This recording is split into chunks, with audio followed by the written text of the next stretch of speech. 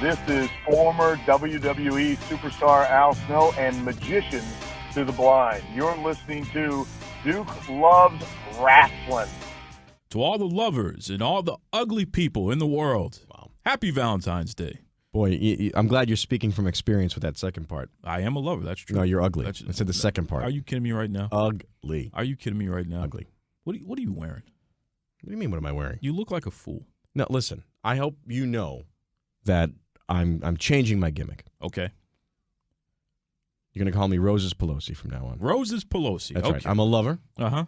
I'm gonna let go of the hate. Oh. And as part of the new gimmick, Valentine's Day is a day that I'm not going to be hanging out with you. Oh, because I got ladies. Oh, please. I got to visit. I got to do my rounds. Please. I got flowers to deliver. Oh, my goodness. I got various lotions. Yeah. That need applying. Now, keep it PG, all right? No, well, I mean, listen, I know you're doing a self-apply of lotions, and that's the only thing you're ever going to get out of it. But other than that, yeah, I got to get out of here. That's my point is my new gimmick means I don't got time for you on Valentine's Day. Sadly, today is Valentine's Day, so you're out of luck. Whatever, pal. Well, then stay on top of your game, and then we can make this work for everybody. Welcome back to Duke Loves Rasslin. I am the Duke, the man of the hour, the man with the power, too sweet to be sour. No one cares. That is the Boston bad boy, Iron Mike Pelosi, also known as Roses Pelosi. That's right, my lovers. Whatever. What is wrong with you? I should have queued up the Barry White. I didn't have an opportunity. We don't need that. You know, I heard the craziest thing. What's that? So a guy by the name of Viscera. He was Viscera in the WWE. Viscera. He was also Mabel. So two crazy gimmicks. Jim Ross told a story where he heard from the boys that Viscera takes a Viagra before he watches adult movies in the hotel after matches by himself. Wait a minute. So he pops the Viagra. Okay. And then he turns on the adult movie and he has a good time alone. So Jim Ross heard about this and then actually asked him if it was true. Yeah. And he said that he just smiled at him like, do you really want to know? Well, he probably he couldn't do anything else because of the Viagra. Well, he couldn't move. But that just got me to thinking, like, wow, that's pretty intense. Yeah, and I don't understand that because wait a minute. All right, you've just done a wrestling match. Yeah, you've been on television or whatever. Well, you're at the hotel by yourself. Well, what I'm saying is you're exhausted. Sure. You come home to the hotel. Sure. You shower. You relax. You're gonna put on a relaxing adult film. Which I know you do. I've never done that. Okay. I'm a real lover. Take it and easy. I don't need the adult film. Take it easy. But then you're going to put the Viagra down. The Viagra. Which, to me, that's going to prolong it, right? I don't know what it's going to do, but that's what he did. And he's a big dude. Like, this guy is like Wait a minute. massive. Well, all right, here's a question. Maybe he just can't get it up in general. That could be. So he wants to have a nice session of He self-love. wants to have a long self-love session. You know, I never thought of that because you would think guys that have ED, it's not just when they're with a woman, or their partner. Well, that was the thing that blew my mind. It's like, well, you never something? Thought of that. Look at that, boom. And as I've told you many times, the best sex is self-sex. Okay. So, especially in your case, it's the only sex. About you and sex. You better just. You know how many people think about me and sex? I don't. You have no idea. idea. Sex. I don't think anybody thinks about. So listen, we put up a message in the group and also on the Duke Loves Rasslin fan page, which folks just type in Duke Loves Rasslin, RASSLIN, and we asked who would be your ultimate pro wrestling Valentine. I didn't see this poll. Well, let me tell you something. A couple of people said some nice things. You know, Maddie said Seth Rollins and Charlie, you know, he talked about Bailey, although he said he wanted her to give him a hug and then end with a Bailey to belly, which that's kind of weird. Well, there's an ass for every seat, right? Yep. Of course, Lil Noel, she said her Big Vito, who happens to be her husband. Shout out to the two of them. Are we sure that wasn't just Big Vito voting under his own, under her? It could have been him. Under her it could have been him. Profile. You know? Do you think Vito's going to wear the dress tonight? Ooh. Well, it's a special occasion. Toughest man in a dress, I'm telling you. But Ariel, who I'm very upset with. Okay. And I'm going to tell you right now, she's not the Little Mermaid because she's a lot more vulgar than Little Mermaid. She says The Rock. All right. And then she says my message. And she shows a gif of this woman on her back in a bed doing like a Pilates move, like a split in the air or something. Like, what the hell's going on here? I don't know. It's not romance that she's after, that's for sure. Ariel listens to the show. And sometimes she plays it for her baby who, I'm sorry, little guy, but you have to hear it. You have to know that your mother is. My question is, when she's listening to this show, is she giving us the same position she's giving The Rock? That's what I want to know. As you know, I am Rose's Pelosi. You are Rose Pelosi. I'm a lover, not a fighter. You'll never be The Rock. You'll never be The Rock. But maybe she's into all kinds of things. I don't think she's into that. I don't think she's into Rose Pelosi. I'm just putting it out She'd there. be the first. Let me put that out there. All right, whatever. Rest in peace, Pedro Morales, former WWWF World Heavyweight Champion. He was a big deal. Puerto Rican wrestler. He was unbelievable. Just passed away. He was young, too, about 67, I think. Wow. Yeah, poor guy. It's terrible. Terrible, terrible, terrible. But, folks, that's why your tomorrows are not promised, so you have to make the most of the day. This is why I need to get out of here. I need to get out of this podcast so that I can go enjoy what's left of this day. All right, well, how about this? We got the line blinking right now. We have a special guest. This is a guy who not only is he a pro wrestler, he is also a jiu-jitsu practitioner. And I think he can beat the hell out of it. Well, how much? I was going to say, how much is it going to cost to beat up the Duke? Is what I want to know. I'm pretty sure. Can we ask him? Get him on the line. I'm pretty sure here. He's not going to do that. So hold on one second. We're going to bring in Hassan Wicker. Yo. The most dangerous man walking the universe. First of all, I appreciate you taking a break from busting heads and taking care of all the lovers out there to talk to us. You and I had spoken briefly about you coming down to Boston and put in the Boston bad boy in one of those jiu-jitsu holds. Oh, get the hell out of here. And, I'd find a way to compensate you for doing that. You have no money. So if you were going to come down here and put the Boston bad boy in a hold, what would be your go-to hold to make this guy tap out quick? Go-to hold is my Plata, man. That's the one I won the championship with. So that's my favorite hold right there. That sounds frightening. That's like 90% like done. Like as soon as I go for it, it usually always works. So yeah. What is that? Say it again. It's a what? It's called the Plata. Ooh. It's kind of what Daniel Bryant does, just without the neck crank. So it's without the neck crank, so I'll have half a chance of surviving. Is what he's trying to say. He locks your arm, one arm, and then he. Oh man, that. Definitely, it sounds like it hurts. Lock one arm and I pull the other one, so it's like maybe like a shoot Rings of Saturn. Got it. Perry, shout out to Perry Saturn. Did the Rings of Saturn? When he would do the Ring of Saturn, he would actually spin his head around too, which is kind of funny. Oh yeah, in a ring, which is kind of crazy. So if I'm going to be looking out at some of your matches coming up, if you start spinning your head around, I'm going to know what you're doing there. That's crazy. But you mentioned something. You said that you won the championship. First of all, congratulations. The International Brazilian Jiu-Jitsu Federation's Atlanta Winter International Open, so the IBJJF. You won the gold, man. Yeah, man. That was awesome. That's my first tournament, too. What? Wow. Yeah. You're kidding me. He's a ringer. So this isn't white men can't jump. This is black men can jiu-jitsu. I mean, what the hell happened? How do you jump right into that level of competition and bring it all home? Not gingerly. I mean, you got to go all the way in. I took off I've been pro wrestler for 8 years. I took off. I stopped taking bookings. All I did was just go to work and go train. I took maybe one book. And that was in Alabama, some small show, Venom Pro Wrestling. Shout out to them. But I think that was the only show I did in the past 3 months. And just jumped right in and just went hard at it, worked out every day, and took all the lumps that I needed to take, and went at it.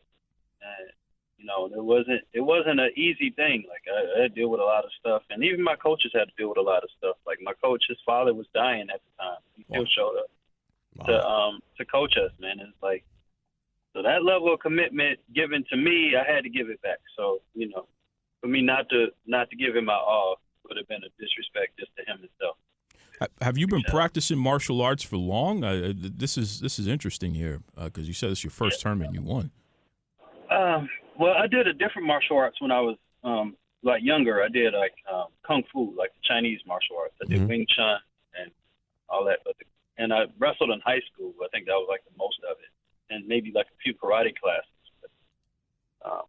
But I jumped into jiu-jitsu like 2 years ago fully. Like I've like played around with it with a few friends of mine, like to learn some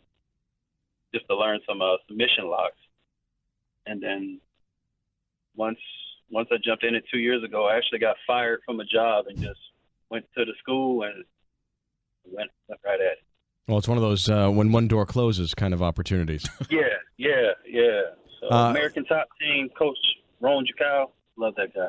Oh wow, is that the crew that you with, American Top Team? Yes, sir. Wow. So this is the ultimate. Well, here's what I find interesting. So you're in the pro wrestling lifestyle, right? You're in this. You have this skill where you can kill a man. How do you not accidentally do that while you're wrestling? Do you know what I mean? Like wrestling is it's a dance. It's not planned out, but there's a communication between opposing forces. Whereas martial arts, you're looking to hurt the other guy. How do you not accidentally fall into that rhythm when you're in the ring? Yeah, but I mean, it's kind of easy because I usually like the people I wrestle with. There's nobody that I've been in the ring with that I actually wanted to hurt. Maybe like one or two. Like I can count maybe one. That's like I can count one right now that I'm looking at. He's sitting across from me. His name is Duke. Stop it right now. And if you could just teach me one move to hurt him. Stop it. But, Jesus. But to me, it's like you might as well be wrestling with a sword hanging from your hip because you might accidentally just throw somebody's body and just hurl them over the rope or something. Yeah. Oh no, it's not that level of like uncontrolled power. Like jiu-jitsu is like really like joint locks and submissions and everything. Mm-hmm. So for me to put it on, I have to mean to do it. It's not like I can just accidentally just break somebody's arm.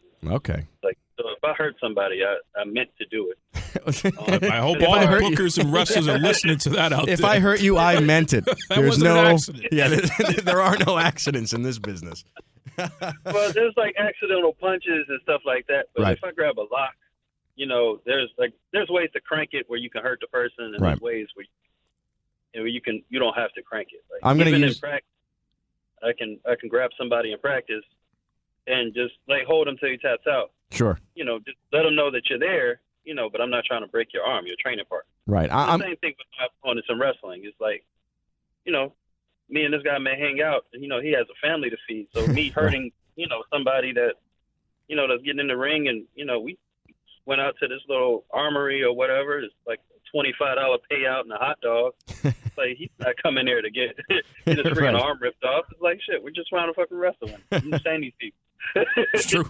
I'm going to accidentally give Duke the 5-finger death punch after the show tonight. Whatever. But that is an accident. I just want to go on record as saying that will be an accident. Give me a break. We had Bob Backlund here, and he put the Boston Bad Boy in the cross-faced chicken wing, and it was all fun and games until we were taking a picture. It was all fun and games till Bob cranked it up. This guy was screaming. No, I wasn't screaming. Okay? He was screaming. You know what? That's called selling it. Oh, that's called the sell. And I know how to sell, and you don't. Yeah, whatever. We're talking to Hassan Wicker, a badass jiu-jitsu fighter and also pro wrestler. So talk to us a little bit about, on your wrestling side, sort of the gimmick. Where do you go with that? Speaking of the sell, Duke's bad at it. I'm good at it. Where are you at with it?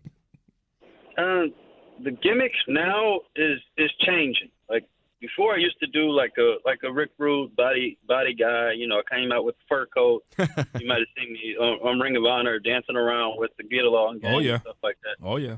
But now it's like things are changing now. That especially this jiu-jitsu thing is getting a little more notoriety. Mm-hmm. So I have to go with more of a serious gimmick. A kind of. I'm still dancing around where I want to go because I still love entertaining people and making them laugh. But now it's like, okay, we want to see you crank people and do this. So shout out to Perry Saturn. That's probably the guy I'll be watching for a second. Which is very popular right now. I mean, you see this is the thing. More joint locks, more real style fighting. At least making it look real. That's really a popular thing all over the business. So forget about making it look real because, as Duke knows, I don't like wrestling. When are you going to get into MMA? When are you going to get into the real stuff where you can actually put a lock on someone? We can watch you split some skulls. That's what I'm interested in. Well, I mean, the real stuff is jiu-jitsu. I don't have any desire to do MMA because I don't like getting punched in the face. That's an interesting smart man take there. Smart man. So wait. Let's stay on that for a second because I don't know if you're being tongue-in-cheek or are you serious about that. You would let's say that, you know, UFC or one of these other promotions were to say, hey, we're going to give you a shot. You're saying that at this moment, at least, getting punched in the face is not appealing enough to take that jump. No. I totally agree with him. As another man who has a really handsome man, Duke, you wouldn't understand this. Handsome men, we can't be just going around getting punched in the face all the time. Really? Yeah, man.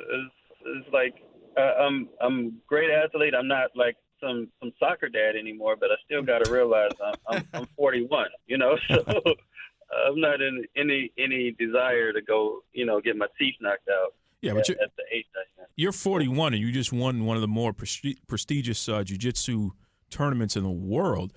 I can't imagine a guy with your level of skill, and this was your first tournament. You've only been doing it a couple of years, even though, like you said, you've done other martial arts, which is great because you have a wrestling background. You legitimately are a prototypical modern-day MMA fighter.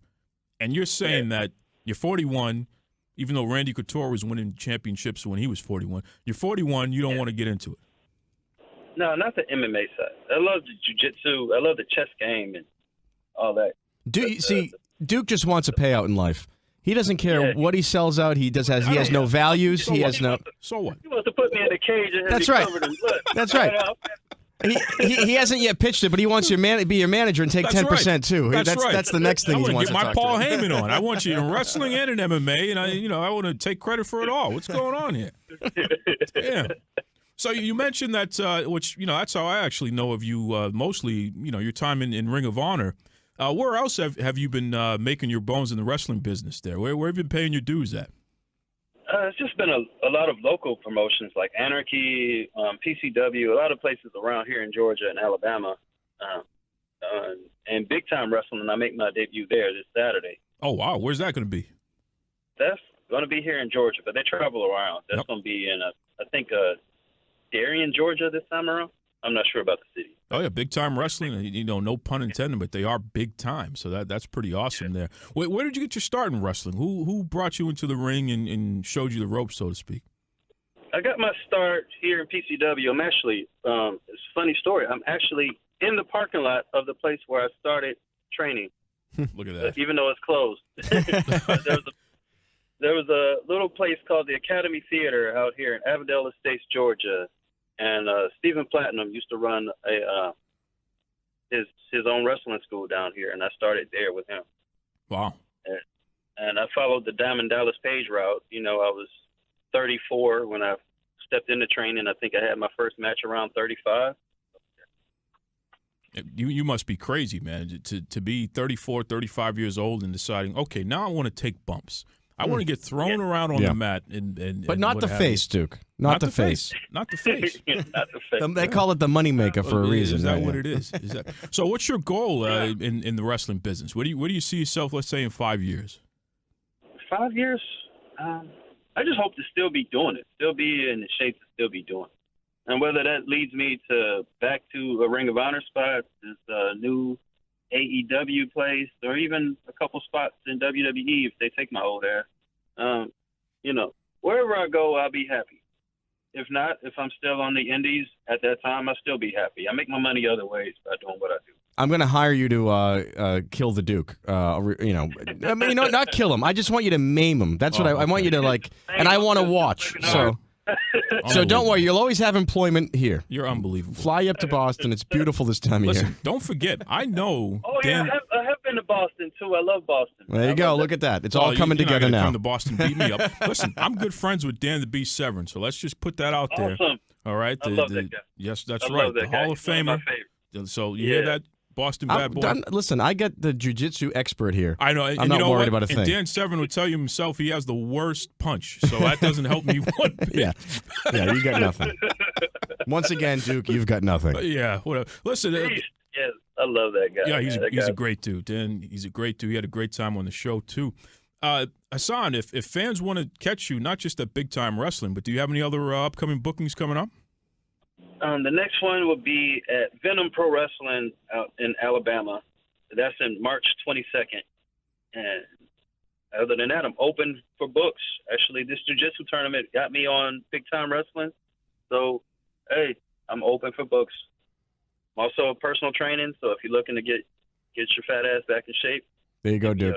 Get your fat ass in shape, Duke. He's talking to you. Oh, listen, I'm a little concerned because you might put me in the rings of Saturn and whatever the real name for it is. He almost fell for it. I know. This would have been his chance to really do it. And speaking of which, if fans or bookers want to get in touch with you, this is the best way they can reach you. Facebook is the best way. If you want my shoot number, I can give that to you, too. I don't mind airing it over air if people want to call me. Oh, go ahead. Throw it out there. It's scam likely. I may not answer, so leave a message. Yeah, you must really know our audience. I know, yeah. But go ahead, throw it out there, man. The number is 404-454-0232. The name is Hassan Wicker. The gimmick name, Marco Wicker. There he is. There it is. There he is. He is a gold medal Jiu Jitsu practitioner. He is a pro wrestler, personal trainer, and #1 ass kicker.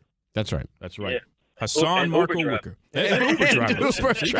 Hey, there's a new gimmick. He might be Denzel Washington in the movie that we like. Oh, the right, Equalizer. right. You're the real equalizer there. That's what's really going on here. Yeah, we figured you out. Just gave me a new gimmick. Come on. we figured you. Give me a 5-star rating. Love it. I want 10%. That's right. Hassan Marco Wicker, thank you for joining us, brother. You guys have a good night. Let me tell you something. Hassan Marco Wicker, he is the equalizer. Yeah. You should be afraid. I am afraid. Yeah. I should have hired him because it would be the Valentine's Day Massacre. Yeah. All over again with your face. He's going to come in, and if he sets his watch, I know it's over. It's like the Equalizer. That's right. Denzel Washington. Set your watch. He set his watch, it's over. I saw the best Valentine. Oh, yeah? It was online, obviously, and it was like one of those. It was set up to be like one of the old-timey ones. Sure. And it said, I love you as much as Kanye loves himself. And it was a picture of Kanye. That's a lot of love. That's a lot of love. Yeah. You don't get more love than that. Yeah, you got to work your way up to that. You know, I've said it before. I'm going to say it. I miss the old Kanye. Boy, we've come a long way from old Kanye. Yeah. We can't go back. Yeah. Can't go back. I mean, here we had the guy that says George Bush hates black people. Yeah. Which he was right about. Yep. I mean, not maybe just personally George Bush, but what he represented. Sure. The system. And now we've got him dressed as a Perrier bottle. Yeah. He's got the MAGA hat on. I don't know.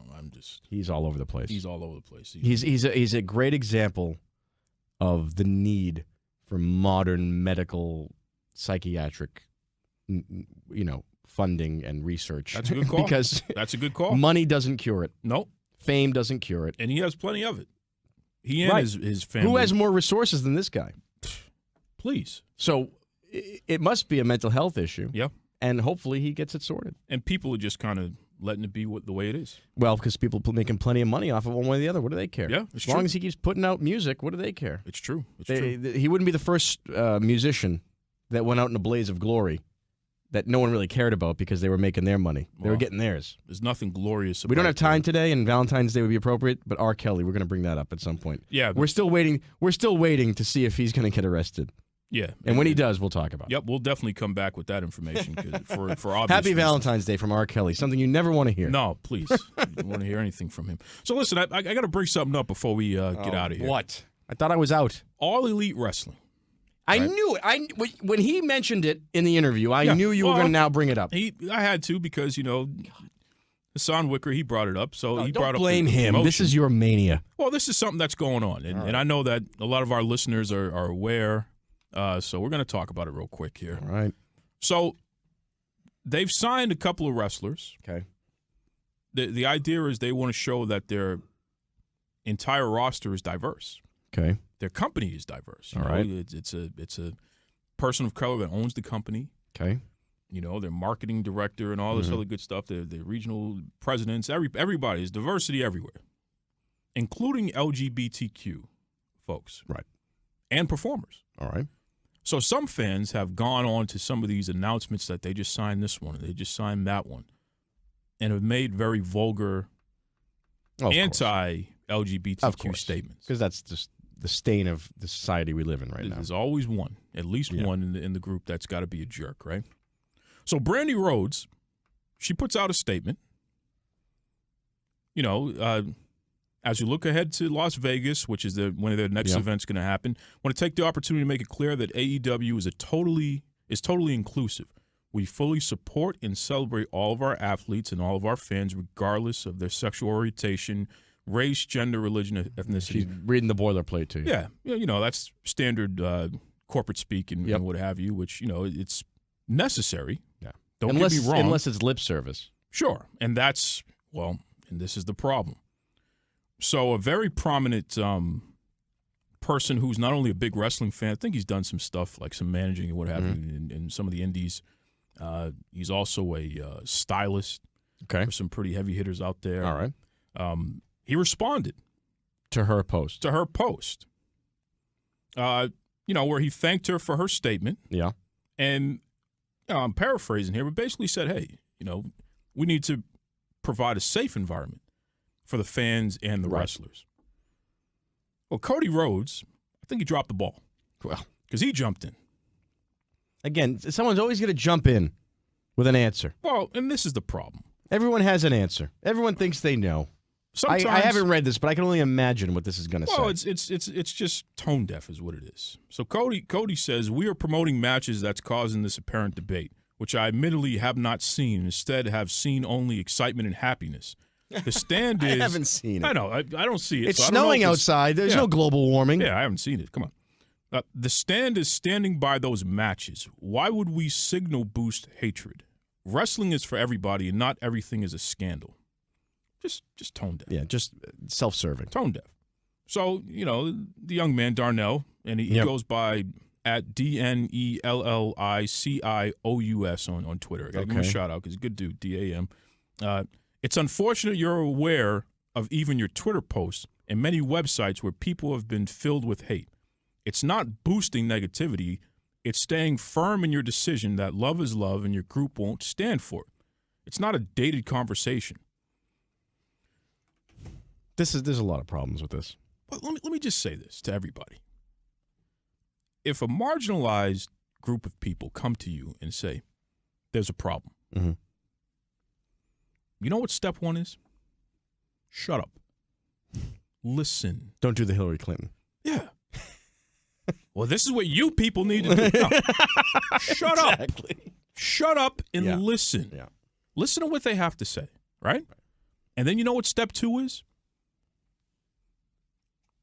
Invite them to work with you and your team to develop solutions to the problem. Yeah. Right? It sounds simple enough, doesn't it? Simple.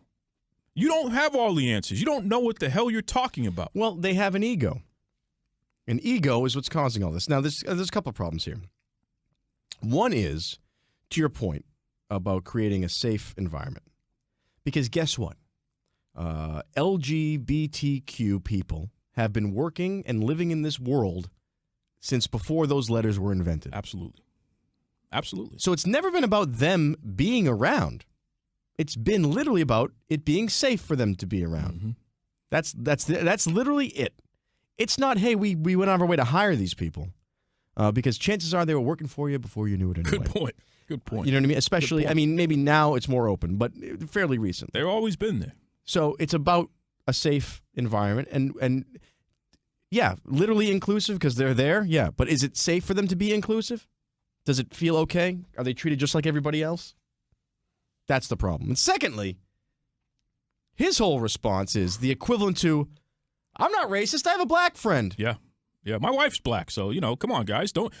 It's a wrestling company. What are we talking about here? Right. That's what that is. That's the analog to that, what he said. Yep. About, well, you know, it's not a big deal. I don't see it. I don't see racism in America. How many times have we heard that? I know. Or talked about that? I don't see race, so I don't know what I don't that see means. race, but like, oh, you know, where I live, all the black people have cars, and they're not in poverty or whatever. Yep. Get out of your effing bubble. Yeah. Which the best thing to do is shut up. Let somebody qualified. Here's the problem. Handle and this. You're exactly right. You know? Because, and we can thank Facebook for this, and I almost use the F word because that's how angry I am. No one will shut the F up anymore. Everybody's got to run their goddamn mouth 24 hours an effing day because of Facebook. Yeah. They think it's expected. Shut up! Shut up. There's somebody qualified who can give you perspective. Here's a good gauge for you out there. When you think you have a good response for something, shut the F up. Yeah. And then you take that time, right? And you're like, oh, good, I didn't say anything. And you're like, I'm going to reformulate my thought, and then I'm going to say it. And then, shut the F up still. Okay, do that 3 or 4 times before you say something. Because I'm getting to the point where I'm going to tell people to shut the F up. Hey. I do it a lot already. Yeah. But I'm going to start making it a point. Yeah. Not just to you. I'm going to branch out. Go to hell. I'm going to branch out. But this is, again. It's sad. They start with the boilerplate. Yep. Can we get away from this a little bit? And here's the problem. And I was thinking about this. At a wrestling event, right? Because, some people, you can't control what the fans do. Sure. Well, at a wrestling event, if somebody starts chanting Jewish slurs. Or the N-word. Or the N-word, or Are we no one's going to put up with that. No one's going to put up with that. You know what? You'll get bounced out of a WWE event just like that. What's the difference? Right? So, and that's the point. You can do this, but you clearly aren't at the point where you know how to do this. You know what it is? It's the men who are in charge of these things need to grow a set of balls and stand up for it. Yeah. This ties into the toxic masculinity stuff. This is all this is. This is what it is. And it's tone deaf. It's tone deaf. Because when somebody who's qualified to speak on it says, hey, thank you for your initial statement, but we need this. Right. And you should. And whoa, this is a wrestling company, guys. We're already supporting those people by doing wrestling. What do we hired them? Like, what do we? Because it's the exact same thing as if you went up to an employee of yours and was like, hey, the till's $15 shorts, and they go, I don't know, what are you talking to me for? I don't know about $15. It's like, all right. You know what I mean? Are you guilty? That explains it all, doesn't it? Yeah. So, tone deaf. And because there hasn't been really, for the mistreatment of black folks, there's not been any repercussion really in this country. True. Clearly, it's still going on. And the mistreatment of LGBTQ people, has also been really yes, at a federal level, it's a hate crime. Okay. But I'm talking about the day-to-day. I'm talking about a guy going to a wrestling event. You know what I mean? Like, does it have to escalate to someone getting dragged behind a truck in a hate crime for you to? Well, that's where gay folks. That's where gay folks have their rights. We need to make sure. Come on. How about they can just do their jobs. They can go about their business. How about that? So the problem there is people, mostly men, aren't going to stand. They need to grow a set and stand up for it. Yep. Hey, we don't tolerate this. Yeah. Period. And go this. And this is what we're going to do. Right. If it happens in our space. Right. Or don't call yourself inclusive. And there we go right there. We're trying to be too much for too many things. Well, they want to use it to sell. And they want to use it as a selling point, but they don't want to back it up with anything. You got to go all the way. If you're going to use it as a selling point, you got to go all the way. And you have to be upfront. You have to be clear about what you're doing. Like Ja Rule said in the Fire Festival documentary, it's not fraud. It's just false advertising. Yeah, what an idiot. Ja, what a line. I like your music. You're an idiot. We need to do a whole podcast where we just talk about that documentary. We could do that. That would be interesting. But the Duke Festival. I remember you tried to do the Duke Festival, and that failed. We'll tell that story next week. Go to that. But listen, anybody within the LGBTQ community, especially if you're in business and you're a wrestling fan, you're welcome to come on the show. I want to talk about this in depth. And I want to get your perspective. I want to shut up and listen to somebody a lot more qualified. And I would love that. I would love for you to shut up. Oh, okay. So I'm going to double extend that offer to anybody who wants to speak from their own experience or something they've seen to shut you up. Okay. Because we know there's no problem with me listening politely. Whatever. You tend to not. Whatever. Thank you to Hassan Wicker for joining us this week. Once again, to all the ugly people out there, happy Valentine's Day. I got to get out of here. You pretty people, you already get enough Valentine's Day shout-outs. All the ugly people out there, happy Valentine's Day. Boston Bad Boy, he's itching to get out of here. So take it away, Tony Schiavone. Mr. Tony Schiavone, and we're desperately out of time on Duke Loves Wrestling.